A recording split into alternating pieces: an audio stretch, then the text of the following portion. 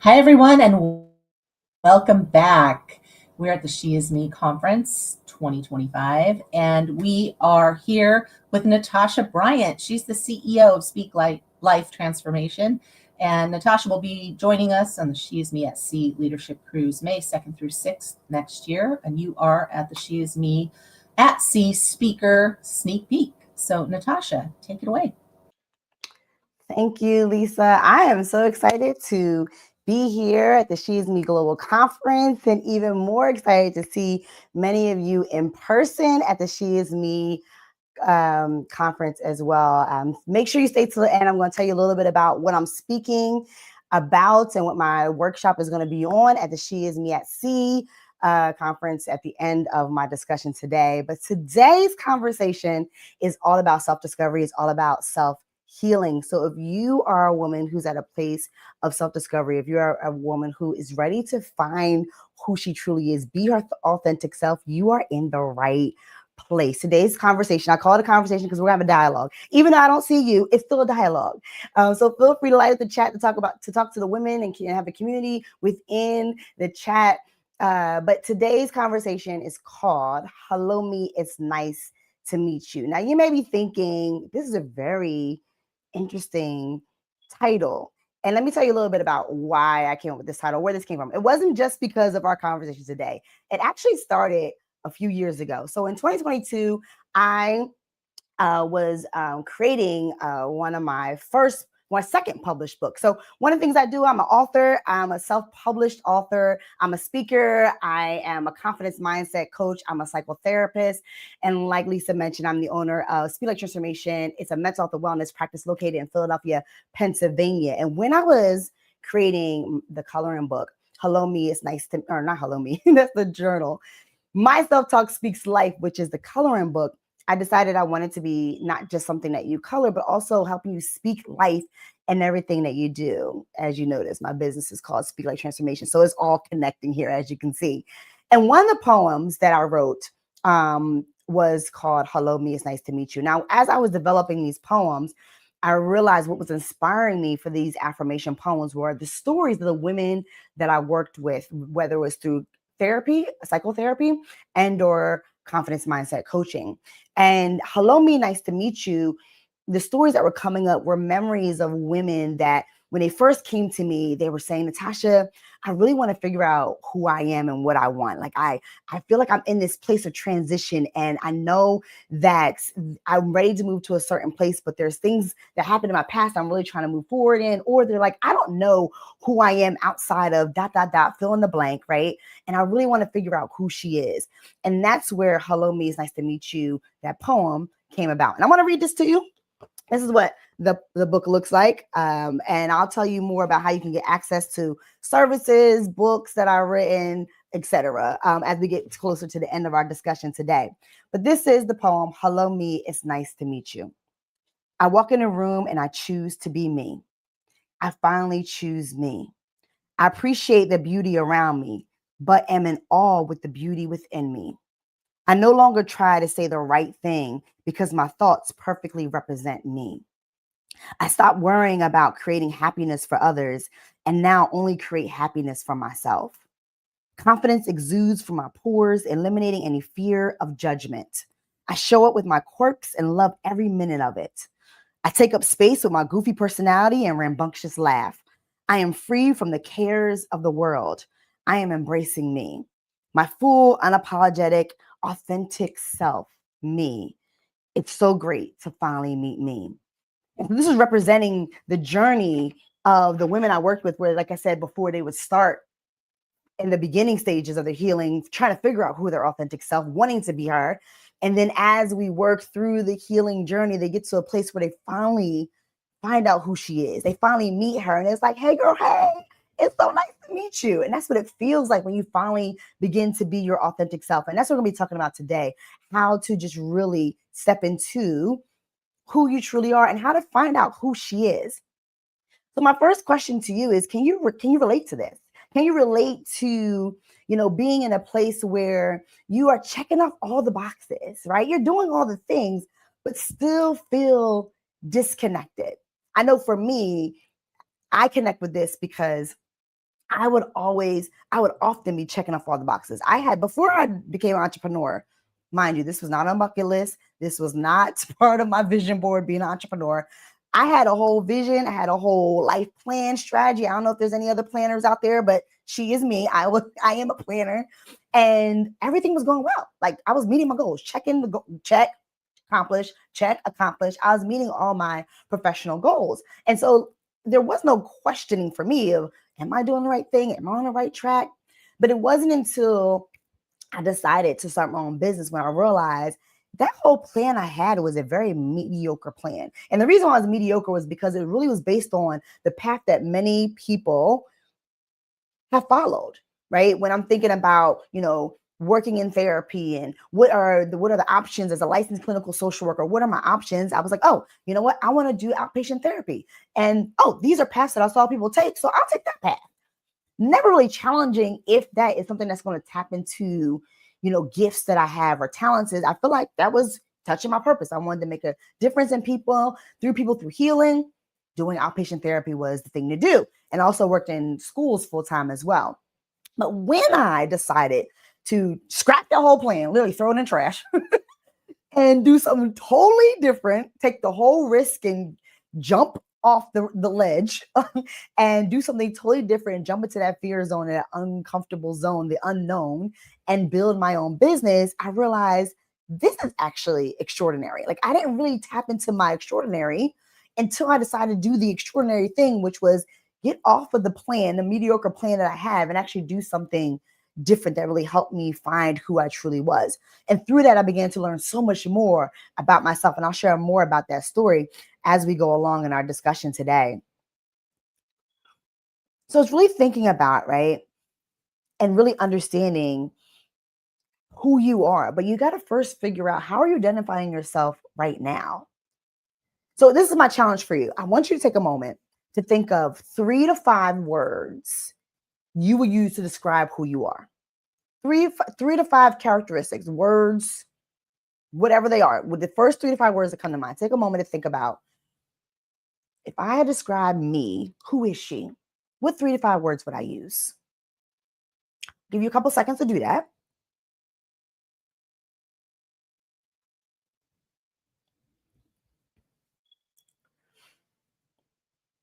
And now, as you're thinking about these 3 to 5 words, once you get those 3 to 5 words, what I want you to do next is I want you to cross out. So whether it's imaginary, because maybe you might be doing this just thinking wise, or if you have your own pen and paper and you wrote this down, or if you're using your phone, however you need to cross it off. But cross off any words that represent a title or a role, a title you hold or a role you play. So an example of a title, like for me, a title would be licensed clinical social worker, entrepreneur, speaker, author, right? That would be a title, right? So cross off any titles. And a role would be any type of role that you play, like a responsibility. So like mom, daughter, sister, wife, friend, community activist, right? Like whatever role you play, cross that off. What do you have left? Some of you may have nothing left. Some of you may have like, girl, this is the list.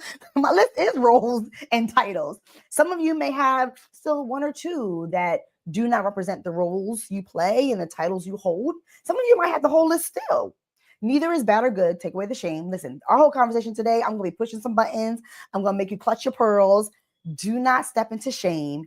Do not allow that critical self-talk to cause you to feel embarrassed or question or doubt yourself or be mean to yourself. Show some self-compassion during our conversation today. The reason why I challenge you in this is because many times the reason why we are not able to show up as our authentic self is because we have attached our identity to the roles that we play and to the titles that we hold. And more than likely, 99.9% of those roles and titles are all connected to how we are serving others, how we are caring for others. It has nothing to do with us individually as our just whole self. It's all about the roles that we play, how we're serving, helping others, or the titles that we hold, right? The accolades, right? It could be accolades. It could be some type of awards that we've had, right? But who are you outside of just that? And we're going to talk about why this is so important, because it can lead to things like pleasing, proving, and perfecting that stops you from really just being and showing up as your authentic self. And the thing is about these titles and these roles is that it can lead you to becoming an expert in knowing what everybody needs and what everybody requires of you, the expectations, and leaves you as an amateur of knowing that for yourself, knowing what you need, knowing what expectations you have for yourself. So the FIRE method is a method I created, and it's something that I use to help women like you to really figure out who she is, step into her, and also making sure that whatever goals you set align with who she is, and whatever things you're doing is helping you actually execute those goals to really help you get past those doubts and the fears and the guilt and all the things that come along with that. So let me introduce you to the FIRE method. The FIRE method is an acronym, and it's all about lighting your fire, that fire within you. And these are 4 ways to help you really light your inner fire. 1 is finding your essence. That's F. I is igniting your vision. R is resetting yourself. And E is elevating your mindset. And what we're going to be doing next for the bulk of the rest of the conversation is talking about each one of these. And let me tell you, this also helped me because when I create this, I was also thinking about my own journey of getting to a place. Now, listen, I'm still a growing process. We're all still healing, growing beings, right? And so I'm not saying I've perfected this. I'm not saying I've arrived and I have no more healing to do. Listen, we're always on a healing journey and always growing and evolving. But from me, these are different ways that help me really hold myself accountable to stepping into my true self and also making sure that the goals I have in this new phase, this extraordinary phase of my life, that I'm actually doing the things that's helping me step into those goals. So F is finding your essence. Finding your essence is all about really unleashing that purpose. So I mentioned to you earlier how once I started my business, I started to really figure out who I am, who is Natasha Bryant, right?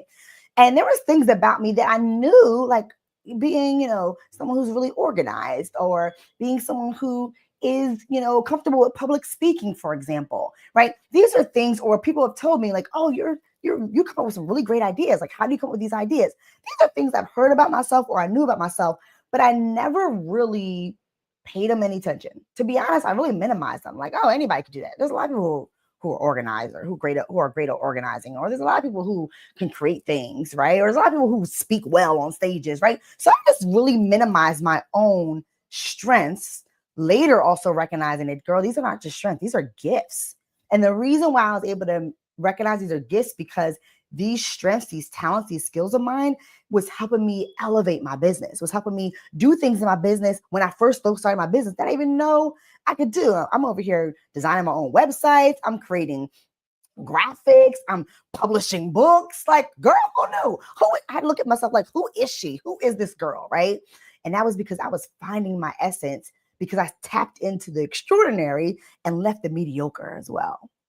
So it's really recognizing that for yourself. Another part of finding your essence is really allowing yourself to recognize when the things that I'm doing, is that helping me grow and evolve into the version I want to become. So there is a story, and there is a biological process that happens. It's called the ecstasis. And it's the biological process that we see with snakes, right? I'm going to keep it real simple. I know I use the big word, but it's pretty much when snakes shed their skin. And this process, right, it begins because the snake itself, right, when it's growing, the exodus, the process, that biological process, is when the outer skeleton begins to shed because the snake has outgrown that outer shell. And it's required, like it's a necessity in order for this snake to develop and evolve, right? If that does not happen, then the snake will not be able to develop and will not be able to grow because they'll be stuck in a shell that is too small for where it's growing and where it's trying and the ability to grow. So my question to you is, what do you need to shed? What are some things about you or about your environment that you need to let go of because it's causing you to stay small? It's causing you to play small. It's causing you to shrink. What are those things that you need to shed so that you can evolve into the version that best represents you and not the version that you think you should be? This is my challenge for you on finding your essence. I challenge you to think of 10 strengths, 10 core values, and 3 to 5 passions. This is important because in order to find your essence, to figure out who you are at the core, you got to figure out what are your core values. What are things that matter most to you?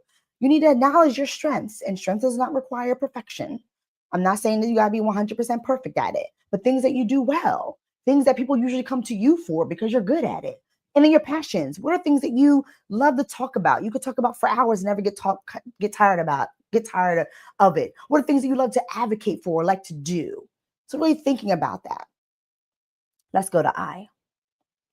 I is all about igniting your life vision. The important thing about this is making sure that your goals align with what matters most to you, aka your values. This is why when you're doing Find Your Essence, it's so important to figure out what your core values are. What are those things that matter most? Because values are concepts or ideas that connect with your belief systems, they influence your decision making, right? And so it's so important to know what matters most to me. And if your goals do not align to that, what's going to happen is as you're achieving the goal, you're going to feel disconnected. You're like, I achieved the goal, but I still don't feel like I'm doing what connects with me. I still don't feel fulfilled. I still don't feel satisfied. Or while you're achieving, doing the process to achieve the goal, you find yourself losing motivation because it's not connected with what's important to you. For me, 2025, my go-to statement for 2025 has been every opportunity is not an opportunity. Because I had to realize girl, you got to be smart. This is how I talk to myself. I don't know how you talk to yourself, but girl, that's how I talk to myself. Girl, what are we doing here? Is what you're saying yes to? Yes, it's a great opportunity, but is this opportunity connected to the goals you have for your business or the goals you have for your personal life?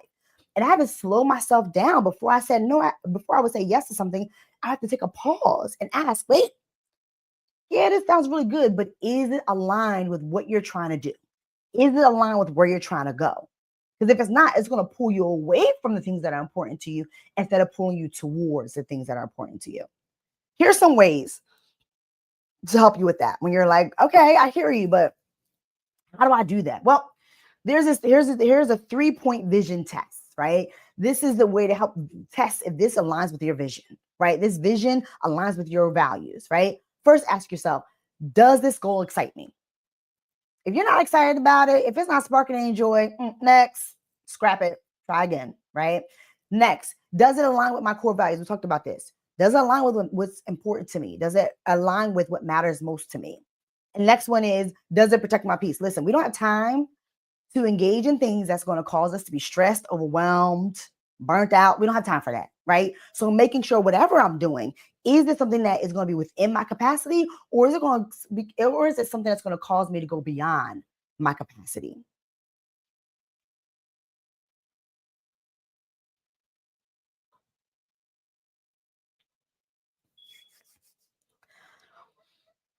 Sometimes when we do our vision, we can get stuck in I call them the what if worries.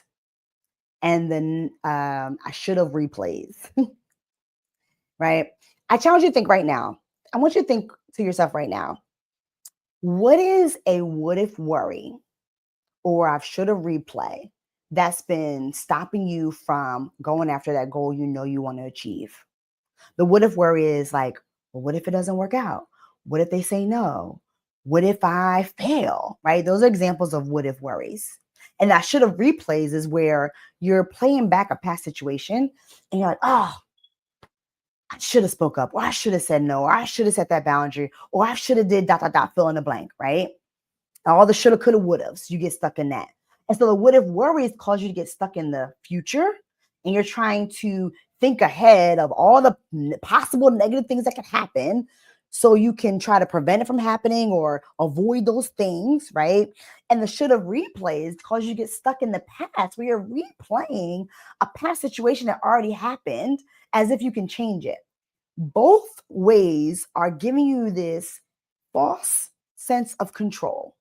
If I identify the what if worry, then I can possibly stop it from happening or avoid it. If I replay the situation, I could possibly change something or make myself feel better about it. You have no control over changing the past or predicting the future, right? And so it's so important to let go of those what if worries and replace them with what if wins. What if it does work out? What if I do succeed? What if I do succeed? What if I fail and then still bounce back and succeed anyway? Instead of the I should have replays, replace it with the next time resets. Next time, I will make sure I speak up. Next time, I'll set that boundary. Next time, I will take my time and not rush the process, right? And the next time replays is, or next time resets is allowing you to just do a reset. And both the what if wins and the next time replays allows you to move forward. It doesn't cause you to get stuck in the past. It doesn't cause you to get stuck in the future. So I challenge you to say this out loud. I choose to focus on what if wins and next time resets. Let's say it again. I choose to focus on what if wins and next time resets. Yes. Give yourself a hand right now because you're speaking it into existence. Your challenge for Ignite Your Life Vision is this. Name your core values, right? Go back to the list of core values you named. So go back to that list, put them down, and now make sure you choose. Oh, also, I'm sorry, you're not just your values, also include your passions. So go back to that list you created for the finding your essence. Go back to your values, go back to your passions, review those. And now, based on those things, because your passions are things that excite you, right? Based on those things, then create 2 to 3 goals. 2 to 3 goals that you have for yourself, for your professional or personal life. And that will help you make sure they're aligned. Let's go to reset. Reset yourself. Reset yourself is all about resetting the different people, places, and things in your life so that you actually can achieve the goal.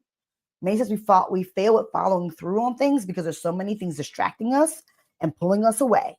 Reset yourself is all about, do I have the right things in my life that will help me achieve the goals I'm trying to achieve and show up the way I'm trying to show up? For me, I had to ask myself, the things that I'm doing right now, are those aligning with this new vision I have? And I had to realize, no, it's not, because a lot of things I was doing was based on my old vision. I scrapped that idea. I done moved on to a whole nother phase, right? So I had to really check myself, like, girl, we had to stop and reset and really think about, do I have the right people, places, and things in my life to really achieve this new vision? So S is all about strategy. As you can see, I like acronyms. So SELF is an acronym. S is all about strategy. It's being strategic about the systems and the structures you have in your life that will help you achieve your goal. So examples of structure is routines, delegating roles, so not trying to do it all, but actually delegating responsibilities and roles. Systems are like a financial budget, for example. Maybe you need to change your financial budget so you can achieve your goals. Organizational tools, what things you need to put in place to be organized or to follow that routine.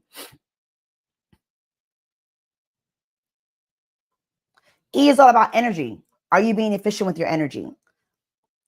It's all about how you're using your time and your energy, time management, and being efficient with your energy. And what helps with that is prioritizing effectively and efficiently. Many times we're making things a priority that's not really important to us, but it's important to somebody else because we're trying to serve and protect and help everybody else. They're making somebody else's emergency your emergency.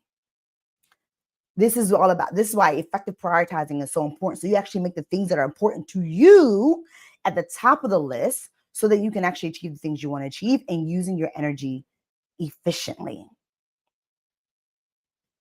L is all about limits. These are boundaries. Listen, you cannot follow through on those structures and those systems, and you cannot use your time and energy wisely if you don't have the right boundaries and limits in place, right? So being really mindful of What are some things I need to remove in my life so that I can then actually have space for the things that are important to me?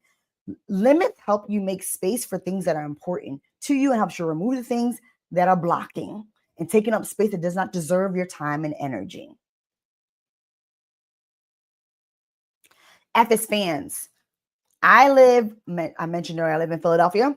So when I was thinking of fans, because as you may or may not know, the Philadelphia Eagles fans are very passionate. Like they go hard. It's it's football season right now. So if you're watching we are now in October of 2025. We're in the heart of football season, and the fans are passionate. They root for the Eagles when they're losing. They root for them when they're winning. They might tell them a little bit about themselves when they're disappointed, but they're still showing all the love regardless, right? And so I had to think about to myself, I need those type of people in my life? Like, do I have passionate people, passionate fans in my life? And that's what you want to think about. Do I have the right people in my life that's going to support me and celebrate me even when they're not winning? Do I have the right people in my life that's going to encourage me, that's inspiring me, that's motivating me, that's going to hold me accountable with love, right? And so it's really thinking about the type of people in your life and the relationships in your life, and are they providing good quality in your life? And also thinking about what supports or what relationships do I need to add? Might be some relationships you need to remove too, but also what relationships do I need to add in my life to achieve the goals I'm trying to achieve? Is it a therapist so I can start really healing in areas that I know I need to heal in? Is it a coach so I can learn different skill sets to be able to develop in a professional setting that I don't know how to do, or it's brand new to me and I don't know what steps to take, right? Is it a mentor? Someone that could be a thought partner, that can hold me accountable, that can be encouraging and motivating for me, right? So it's also thinking about who do I need to add to my circle as well.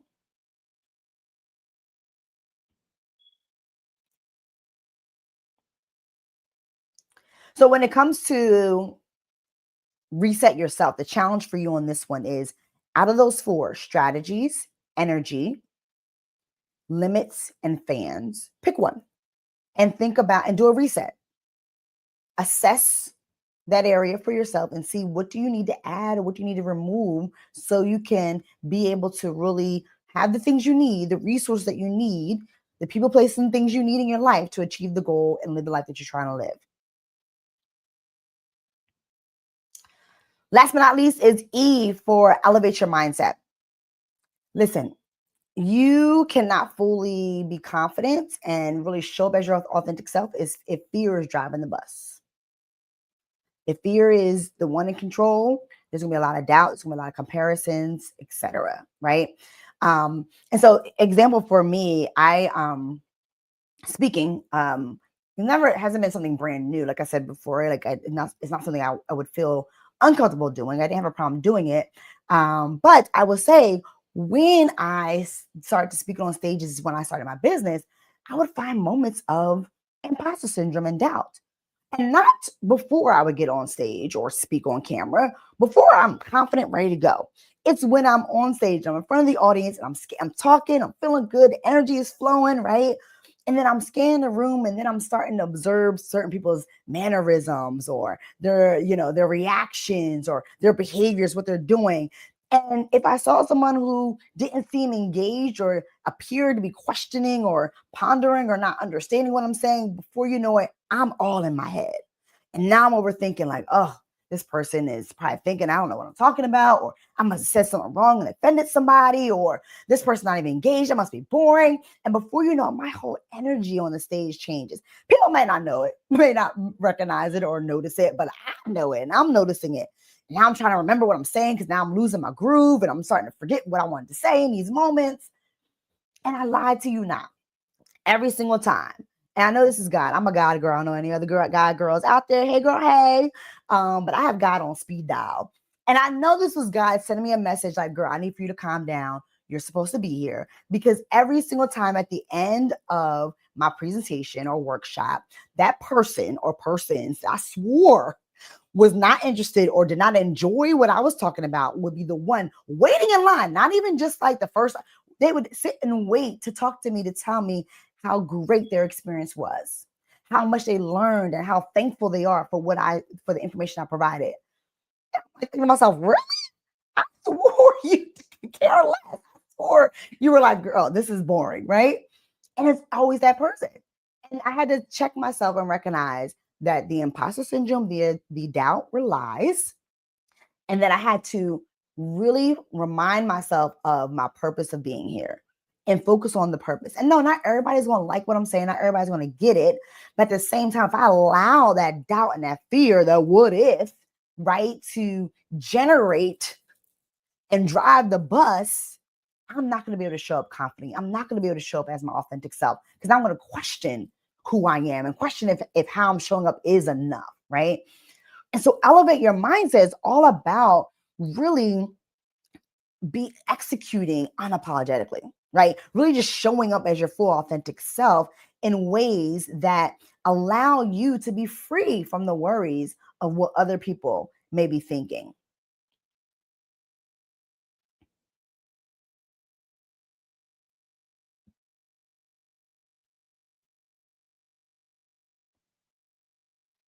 So one of the things I mentioned to you guys before was like the what if worries and the I should have replays, right?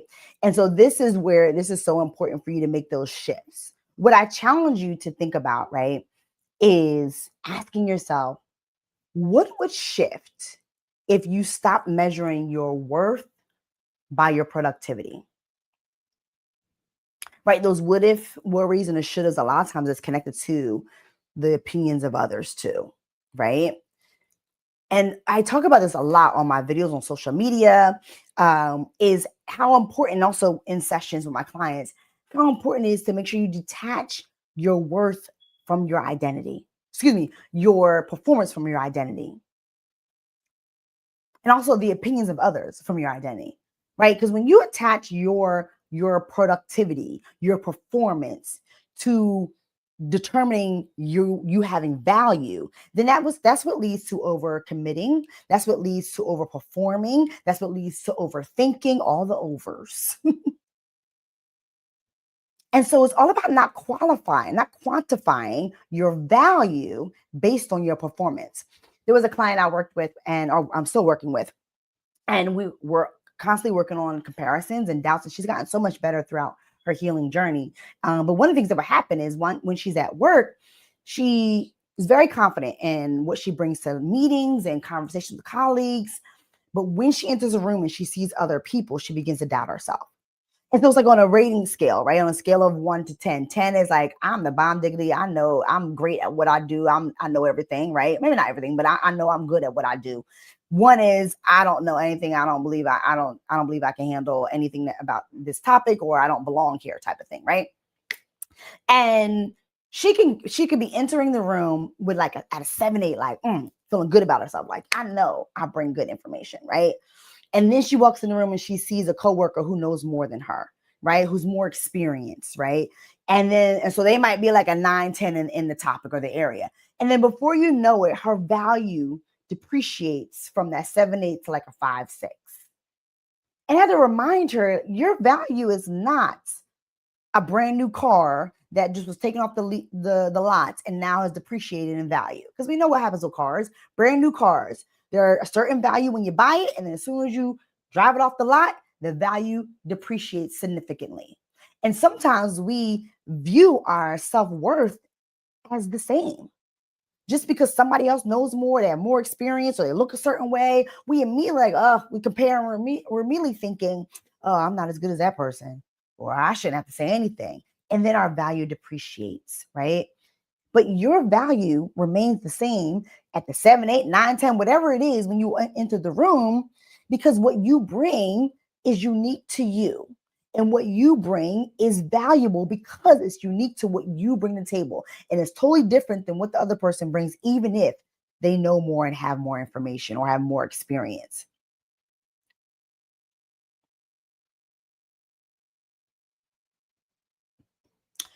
One of the things I do in my coaching services is I teach the building confidence blueprint. It's 5 different exercises, activities, or steps that can help you build your confidence, right? And one of the things on that 5 is recognizing all size wins. What can help get rid of the imposter syndrome, what can help get rid of the comparison thoughts, is allowing yourself to acknowledge all your wins, no matter how big or small they are, because they all matter. So your challenge for elevating your mindset is to create a win book receipt, right? A win receipt book, which is all about you acknowledging your wins. Listen, your mind is either going to be your loudest critic or your strongest coach. And you have the power to choose which one it's going to be. And so creating the win receipt book is what helps your mind be a loud coach cheerleader for you. And so that literally looks like you taking note of put a date, put the number, and state a brief 1-sentence statement of what your win was. And the reason why this is so powerful is because when you go back and look at your previous wins, right, you can recognize like, oh, wow, I actually am growing. In moments where you feel like I've gone nowhere, I'm stuck, I haven't made any progress. You look at your wins, you're like, wait a minute.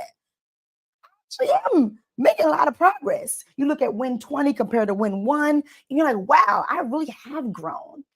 So it's so good to have something like that to be a reference point to remind you that you are doing the thing. You are making progress. Before I close out, I have one more statement and an aha moment to give you. But I would love to hear from you. I would love to get to know more about how this was for you, helping me grow as a speaker. What worked, what didn't work with with our conversation today. And so you can complete a 2-minute survey, 2-minute max, maybe even less than that. Just give me your feedback of what this experience was like with you, what this conversation was like for you. And my gift to you and showing my appreciation, you taking the time to give me some feedback, is you'll get access to the Legacy Action Starter Map, which really aligns with a lot of things we talked about today. It'll help you identify what are your mindset blocks, what are things that's blocking you, your mindset wise, from moving forward and achieving the goals. And actually has an action goal activity to help you actually develop your goals, write your goals down, and create some steps on how to do that. So if you complete that survey, you'll get access to that. Again, that's my way of saying thank you and I appreciate you for giving me your feedback. And I'll leave this up for a couple seconds just for those who might need a little more time to scan or screenshot. You can screenshot it if you're on a computer and then scan it later, either or. And there's also a website on there. So the website, you can go on the website and you can use the not the QR code, the code MB123 to be able to access it that way as well. One of the thoughts I want to leave you with is for you to recognize that you are the match, right? All you have to do is strike your fire. You're the one that has the power to elevate and light up that fire within you.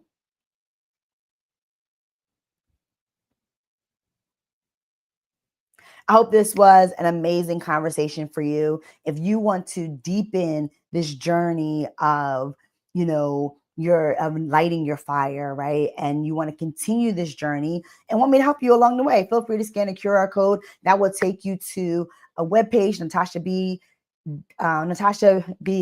NatashaBSpeaks.com/all-things. That's what you see under my name on my video picture right now. The QR code will take you to that website, and that will give you access to everything about me. My books, like the My Self-Talk Speaks Life. I have the Hello Me, It's Nice to Meet You journal, and it's a self-healing journal, self-discovery journal that has 12 different chapters with 12 different healing points. And each chapter has specific journal prompts and activities to help you heal in that area, like forgiveness, like values, finding your core values, your passions, setting goals, relationships, make sure you have those quality relationships. A lot of what we talked about is in this journal and help you really reflect and do some more reflecting on that, and also activities to help you really move in those areas. Also, will give you access to services with me, my social medias on that page, and so much more. So feel free to scan that QR code. You can also, again, go to NatashaBSpeaks.com/all-things. Is another way to access that. I'm on social media, Instagram and TikTok at Speak Life Transformation.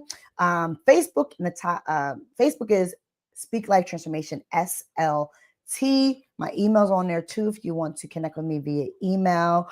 And like I mentioned before, I will also be speaking at the She Is Me at Sea. And my topic is Together We Rise, a journaling experience for collective healing and self-renewal. As you can see, I like journaling. And so this is going to be a creative journaling experience to give women the space and the opportunity to really reflect and journal through some self-healing. We're going to do some mindfulness journaling. We're going to have some journal prompts, and just really create a space to just finally be able to focus on you and fill your own cup through journaling. So I'm super excited about this. And I'm excited to see any of you in person. If you are here today and you also will be at the She Is Me at Sea, make sure you introduce yourself. Say, hey, Natasha, I saw you at the She Is Me conference, She Is Me Global Conference, and tell me what you thought about it. And again, I look forward to meeting many of you in person. Thank you so much for your time, and I look forward to connecting with you.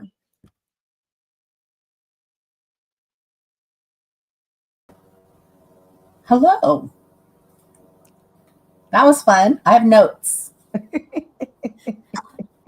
So I didn't do this yet, but I did write it down. The strengths, core values, and passions. I love that just to like get it out and figure it out. I mean, you think you're clear, but then as you're saying it, I was like,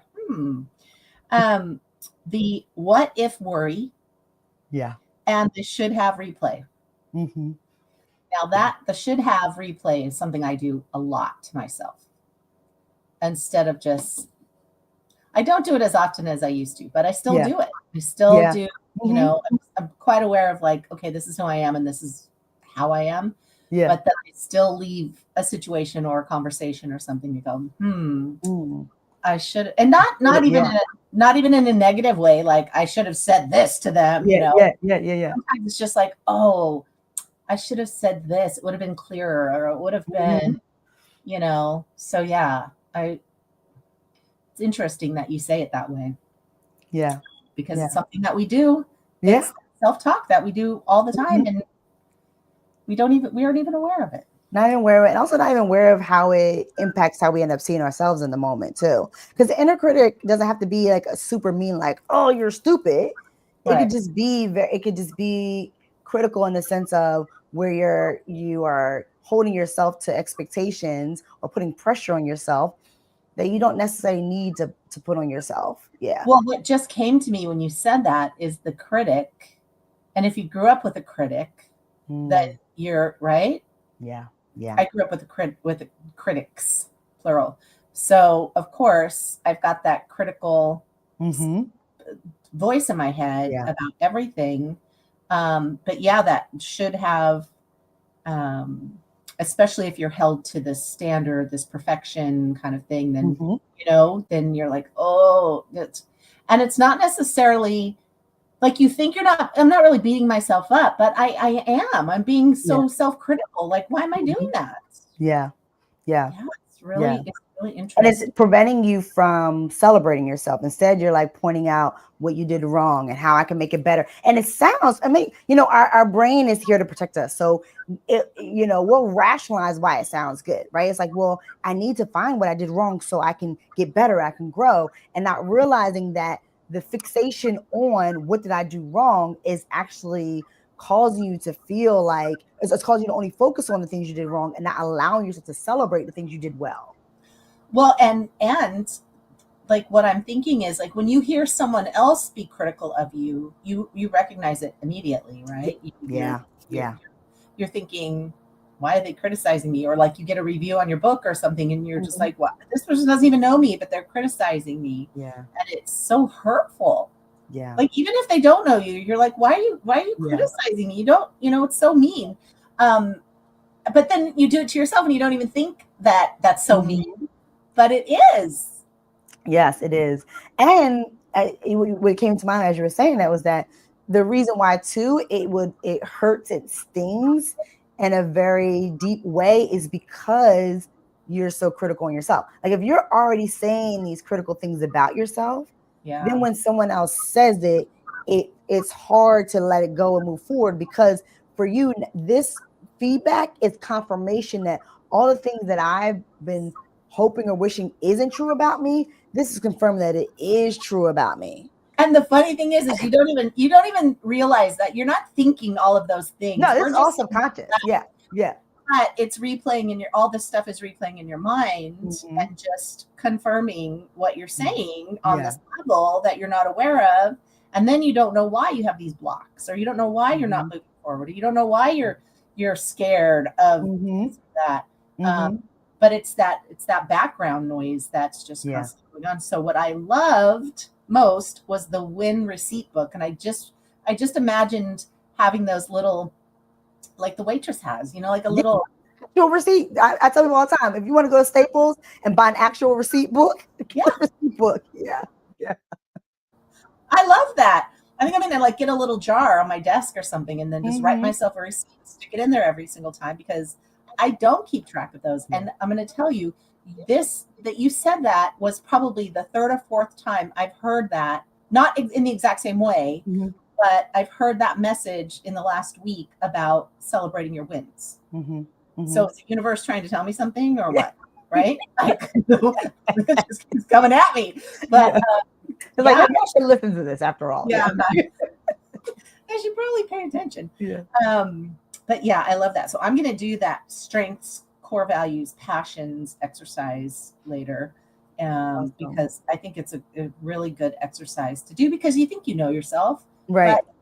but um, but as I started thinking about, a lot of times in an interview or in a review at work, I mean, I don't Mhm. have that kind of work anymore, but it Yeah. used to be, right? You'd sit in these interviews, and they'd say, "Tell us your strengths. Yeah. Yeah. Tell us your top three strengths. Tell us your top three," and then you're like, "Oh, Right. deer in the headlights. Like, what do I say?" Yeah. Because Yeah. we never pat ourselves on the back. Yeah. And these are not conversations we have on a regular, right? Where we're like, what is important to me? Like, we're not really having those like deep conversations either with ourselves or with others. Usually it's like, oh, the grind of the world, right? Or the grind of like the day to day. And we don't really actually sit down and have like those moments to like go deeper than just like the surface day to day grind. Yeah. Yeah. And I think it's hard for women. I think it's hard Yeah. to say, this is my strength. This is what I'm good at. This is, to like toot our own horn, right? Like, Yeah. this is difficult because we're so used to being small. We're so Mhm. used to um, complying and doing, whatever it is we need to do to get, and not really saying, "Hey, I'm good at this," or "This is who I Mhm. am," or standing up. I mean, there some of us do because we've learned it, and we aren't afraid to do it anymore. Yeah. But that's a small percentage of women Yeah. who really, and that's what we teach in leadership, right? Is to like really stand up for yourself, Mhm. and be who you are, and show the world who you are, and take the bull by the horns. Let's do this. Yeah. But it takes a while to get there, and like these exercises are really, really great to like really identify those things and help you embrace them about yourself. Yeah. Yeah. Cool. So, Well, Natasha, this is great. Thank you so much. that was great. We will be back in about 10 minutes. My Yamalak will be here, and she's a hoot and a holler, so you're going to enjoy it. We'll see you in just a bit. Thank All you. right. Thank you.